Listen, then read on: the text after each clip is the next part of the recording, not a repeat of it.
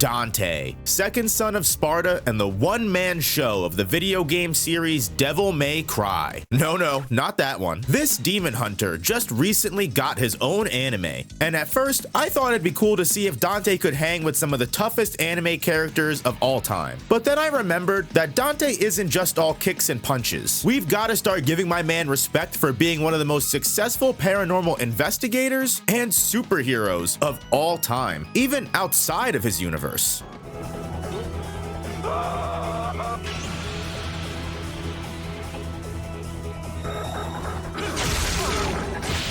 Meaning, it's not just Battle Shonen that should be worried about Dante crossing over into their dimension, but honestly, Dante would ruin 99% if not all anime, regardless of genre. Allow me to take you on a journey through the unknown, filled with pizza, scantily clad women that want to kill you, and way too many bad jokes to count. This is Dante Ruins Anime.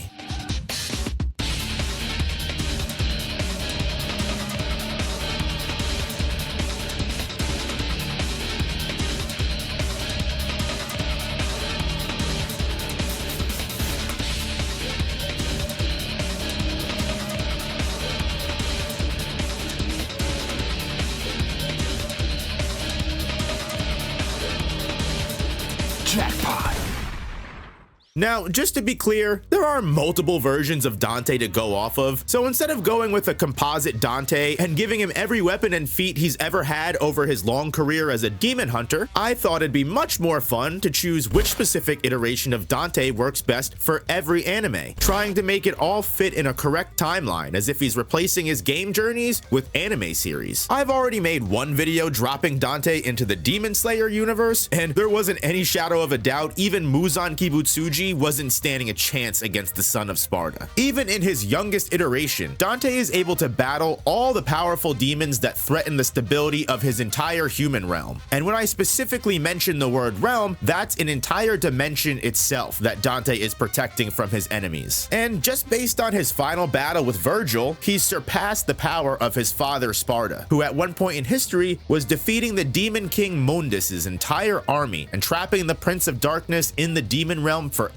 In the original Devil May Cry, Mundus, the current ruler of Hell, became the demon realm's current king by slaughtering a demon named Pluto, the original demon emperor who was strong enough to split the entire universe into two halves, them being the demon and human realms respectively. Mundus, as well as his competitor to the throne at the time, Argosax, both wield comparable strength to split entire dimensions in half. So once Dante defeats Mundus, as well as Argosax in Devil May Cry 1 and 2 respectively, a lot of people will make the argument based off that Dante can also split whole dimensions with his strength. But if that's the case, why is he getting bodied by this tutorial boss over and over again until I painstakingly learn how to parry its scythe? And the answer is simple. Most video game characters are nerfed in-game to present a challenge. It wouldn't really be very fun if Dante was just ramming through every enemy like a truck, and part of DMC's appeal in the first place is its difficulty. So without any ifs, ands, or buts, what we'll primarily be focusing on is all the different weapons that each iteration of Dante can bring to the table, because it's pretty obvious he can hang in just about any modern battle shonen. For example, in Jujutsu Kaisen, sorcerers are able to conquer their opponents not through just raw strength, but with tact, experience, and deceit. Such is the essence of a sorcerer battle. The peaks of Jujutsu Kaisen's strength, Ryomen Sukuna and Satoru Gojo, sit on the top of their totem poles, not just because they're overpowered, but because their intelligence and ability to weave Jujutsu together in such a way most other sorcerers would never even think possible makes them unbreakable forces of nature. On top of that, their curse techniques are indomitable. Ryomen Sukuna's shrine releases invisible slash attacks that can adjust for durability accordingly, and Gojo Satoru's limitless and six eyes create an impenetrable defense that slows you down infinitely until you can never reach him. Two characters that stand above most others in anime, not because of raw power such as someone like Goku, but because their abilities translate so well into other verses, even if they're severely underpowered in the stat department, they can make up for it with their cheap abilities. However, in the case of Dante, complicated hacks and ultimate defenses mean nothing.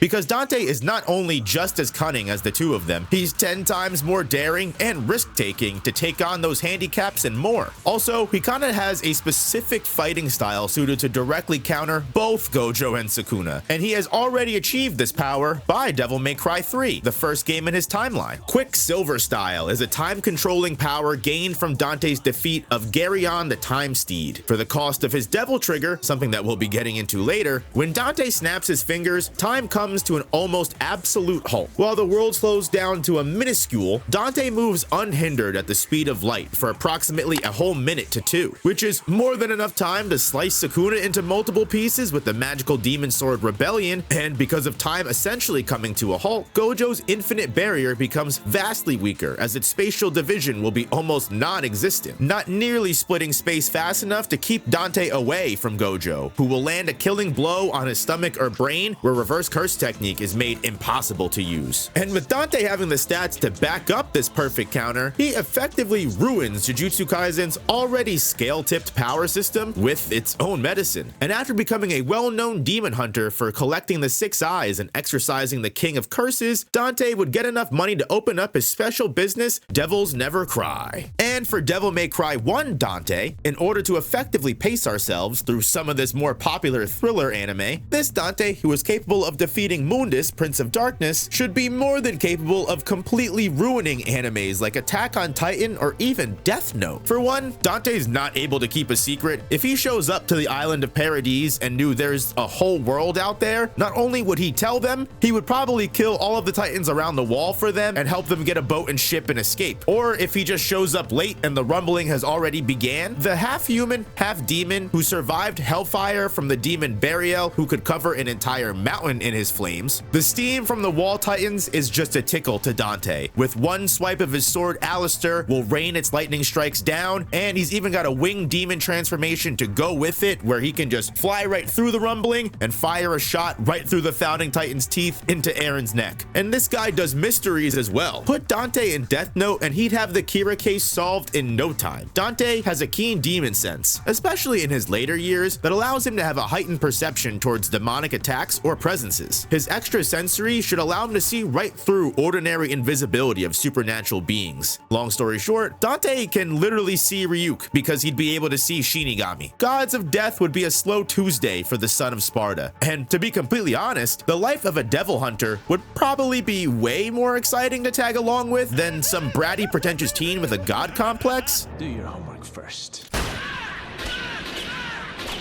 Mystery solved. The next game in the timeline is, weirdly enough, Devil May Cry 2 due to a retcon stemming from the newest 5th game in the franchise, which means we have super depressed, edgy, and lame Dante, despite this also being the absolute peak of his devil powers. Part of the reason Dante was so detached in this game is because he was so powerful, no job or demon hunt was fun anymore, because nothing was able to kill him. And while Argosax was a great test of strength, allowing Dante to once again prove he can stand against demons that hold dominion over entire dimensions, it parallels with one of the saddest times in Dante's life, which would make sense after, Dante got sent on a one-way trip to the Grand Line, full of racist, aristocratic slave drivers and selfish, egotistical pirates that feel free to rape and pillage the weak as they please. Layered deep with hidden underground lore of mythological gods and shadow conspiracies to keep the world under one dominant power from now until the end of time. I'll be honest, I haven't watched One Piece. Am I close or am I far off? Either way, I know enough to understand life in One Piece fucking sucks as a civilian. And for a guy like Dante, he would surely want to spend his time deleting the evil from the One Piece world one island at a time, up until he reaches the grand poobahs of capitalism and puts one right between their bubble caps. While no man, woman, or child in the One Piece world has ever been able to stop the cycle of oppression, perhaps Dante could be that one pirate, the new age that can bring change, freedom, and peace to the Grand Line.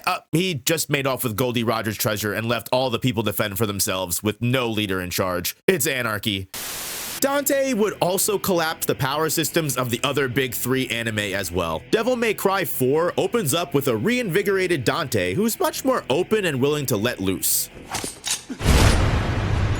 It's also a Dante that has access to his brother's legendary sword, Yamato. So considering a series like Naruto, who besides their two protagonists has a very large threat known as Kaguya Otsutsuki, an alien entity with the power to absorb a planet's chakra and bring entire civilizations to their knees. She is the origin of all ninjutsu, and it took both Naruto and Sasuke's combined effort to match her strength and seal her up permanently. Kaguya also has the signature ability to transport herself and her enemies to alternate dimensions that she's free to destroy of her own volition. Ironically though, that's exactly why I waited to choose Devil May Cry 4 Dante, because with the Yamato, Dante is not only able to cut open his own dimensional portals, he can charge up demonic energy to slice through space itself and rupture Kaguya's own dimensional abilities. In contrast to Dante's rebellion that serves as the bridge between the two realms, Yamato stands as its opposite, the separation of human and demon. And based off this concept, Yamato is able to cut through anything and ignore all durability, attacking a person's existence itself. This easily breaks right through Kaguya's ultimate truth-seeking orbs, the power that allows her to self-destruct entire dimensions. This is proven when Dante fights on par with and effortlessly outplays the Savior, a godlike entity created by the cult of Fortuna that is said to rival Sparda himself. It is able to create and destroy entire suns and moons with its bare hands, and it was enough of a threat to reality to justify Dante's involvement in a job after years of hiatus. Which is why I don't think Kaguya stands a chance, nor even Bleach's final villain and protagonist, Ichigo Kurosaki or the Quincy King Yhwach. Yhwach, as the ultimate enemy of the Soul King, was moments away from merging the concepts of life and death into one whole by the end of Bleach, breaking down and disintegrating the four realms and planning to build them into a new universe entirely. Yhwach also has his Shrift, the Almighty, that allows the Quincy King to see into every possible future and change reality to guide himself to that correct timeline. Now, for this entire video, I've only been using base Dante for every one of these conclusions. But since Yhwach is actually his first real challenge, something that I've left off the table until now about Dante is his Devil Trigger. By tapping into his innate demonic ancestry and allowing his Sparda-like bloodline to take over his genes momentarily, Dante can massively multiply his power level several times over by transforming into this state called the Devil Trigger. As Dante grew older and more powerful, this form took on more devilish shapes until eventually in Devil May Cry 2 becoming the Majin form that grants Dante flight, ethereal cannons capable of launching lightning bolts, and more strength than his father Sparda could have ever dreamed of. Considering a single demon energy infused jackpot shot was enough for Dante to already kill two universe-ending entities, a Devil May Cry 4 Dante with Yamato to cleave right through Yhwach's soul, as well as any necessary stat boost he requires from his Devil Trigger to outright break the Almighty's algorithm, it is not out of the question to assume even if Yhwach could manipulate every possible future, if Dante can present way more unstoppable force, spiritual pressure, and power, he could even conquer the Soul King itself. And it really only gets worse from here. The next game in the timeline, Devil May Cry 5, has Dante proceed to stab himself with Rebellion and merge with that gifted blade to take in that power and awaken the true force of Sparda within him, transforming his Devil Trigger into its ultimate and final form, S-I-N. And again, he proves he can conquer Urizen, who has eaten the fruit of the Clypoth and once again become a threat that could have destroyed multiple universes. So with all of that being said, do we think peak Dante can step into the ring with Dragon Ball Z and even ruin that series? Honestly, I could see arguments going for either character. So I think I'm gonna go ahead and pass that question on to you. Does Dante ruin all of anime, or is it really only like 95%, give or take?